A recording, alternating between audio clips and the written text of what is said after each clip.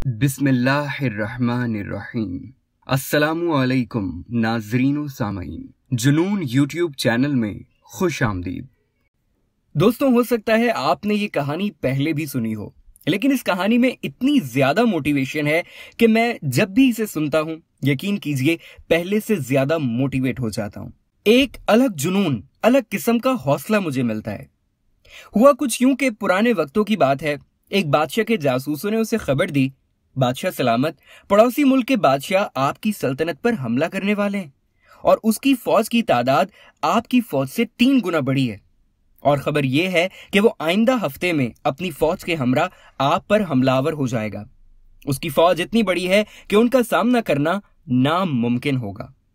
बादशाह ये सुनकर बहुत परेशान हो जाता है और फौरन अपने तमाम वजीरों और मुशीरों को बुलाकर उन्हें सूरत हाल से आगाह करता है और उन सब से मशवरे तलब करता है कि अब हम लोगों का मरना तय है।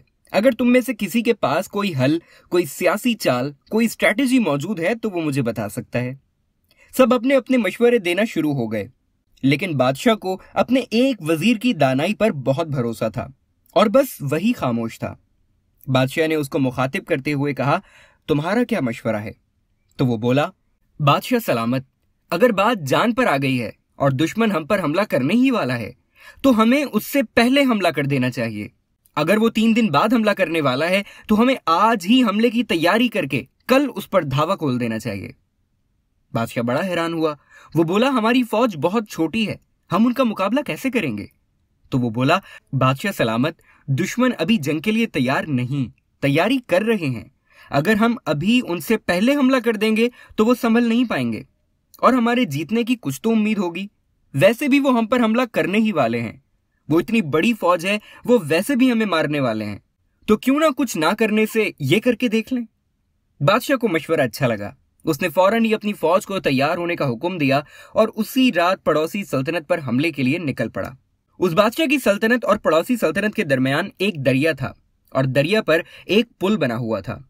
बादशाह और उसकी फौज ने जब पुल पार कर लिया तो फिर उस वजीर ने मशवरा दिया, बादशाह सलामत, आप इस पुल को गिरवा दें। बादशाह बहुत हैरान हुआ और बोला, अगर ये पुल गिर गया तो हम वापस कैसे जाएंगे? वजीर बोला, बादशाह सलामत, अगर हम मर गए तो वैसे भी वापस नहीं जा पाएंगे, लेकिन इस पुल को गिराने से हमारे फौजी, हमारे कमांडर समझ जाएंगे कि अब उनके पास कोई वापसी का रास्ता नहीं रहा है। या तो वो यहां लड़कर इस सल्तनत को फतह करें या फिर यहीं मर जाएं। बादशाह को यह बात बड़ी पसंद आई। उसने पुल को गिराने का हुक्म दिया। पुल गिरा दिया गया। फिर वो बादशाह अपनी फौज से मुखातिब होकर बोला, आपके सामने दुश्मन की सरजमीन है, उनकी फौजों की तादाद ज्यादा है, लेकिन हमारे पास अब कोई रास्ता नहीं, कोई दूसरा ऑप्शन नहीं, कोई प्लान बी नहीं है। अब तुम सब या तो दुश्मन का भरपूर मुकाबला करो या फिर इस दरिया में छलांग लगाकर खुदकुशी कर लो। फौजियों के पास कोई रास्ता नहीं था, उन्हें वैसे भी मरना था और ऐसे भी। लिहाजा उन्होंने इज्जत के साथ लड़ते लड़ते मरने का फैसला किया और इस कदर जुनून और ताकत से लड़े कि दुश्मन की फौज घबरा गई और इधर उधर भागने लगी। यहां तक कि वो फौज मुंतशिर हो गई और उन्होंने पड़ोसी सल्तनत को फतह कर लिया, सिर्फ इस सोच से कि हमारे पास कोई दूसरा ऑप्शन ही नहीं है। तो दोस्तों, जब आपके पास प्लान बी ना हो और आपके पास प्लान ए ही हो तो फिर उसके पूरे होने की उम्मीद ज्यादा होती है। जब आपके पास रास्ता सिर्फ एक हो कि ये अगर नहीं हुआ तो मैं मर जाऊंगा, बर्बाद हो जाऊंगा, तो फिर उम्मीद बढ़ जाती है कि उसमें कामयाब आप हो जाएंगे। हर कामयाब इंसान की जिंदगी में एक वक्त ऐसा जरूर आता है जब उसे लगता है कि अब अगर मैंने कुछ ना किया तो मैं बर्बाद हो जाऊंगा, खत्म हो जाऊंगा, और फिर वो उस काम को कर लेता है। तो दोस्तों, अपने लिए फैसला करें, स्टैंड लें और फिर सिर्फ एक ऑप्शन, एक प्लान पर इतना फोकस हो जाएं कि आपको कुछ दिखाई ना दे।